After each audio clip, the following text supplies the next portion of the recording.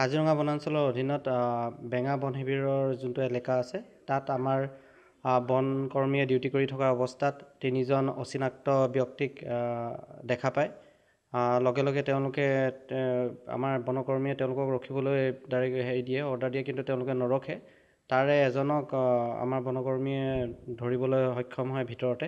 তাৰপিছত তেওঁক আনি সোধা পোছা কৰাত সি কয় যে তেওঁলোকে পিপলি চেং মাছ ধৰিবলৈ ভিতৰলৈ গৈছিলে। তেওঁলোকে 2টা পিপলি চেং মাছ ধৰিছিলে আৰু যোনটো তেওঁৰ লগত বাকী 2জন আছিলে তেওঁলোকৰ এজনৰ হাতত সেই পিপলি চেং 2টা লৈ যোৱা বুলি কয়। আৰু বাকীখিনি তেওঁ কনফেছ কৰিছে যে তেওঁ ভিতৰত ৰাতিপুৱা সময়ত সোমাই পেলাই সেই পিপলি চেং ধৰিবলৈ সোমাইছিলে আৰু তাৰ আগতেও তেওঁ দুবাৰ সোমোৱাৰ তথ্য আমাক যোগান ধৰিছে। ক'ত ঘৰ? মানুহজনৰ ঘৰ হ'ল 1 নং কহৰা মৌপৰা এলেকাত। ইয়াৰ পূৰ্বেও বহু ধৰণৰ অভিযান চলিছে। হয়, ইয়াৰ পূৰ্বেও আমাৰ সেনেকুৱা সেই এলেকাত অভিযান চলিয়ে আছিলে আৰু তেওঁ যোনকেইজনৰ নাম কৈছে তেওঁৰ কেইবাজনো আগৰ কেছতো ইনভল্ভ আছে।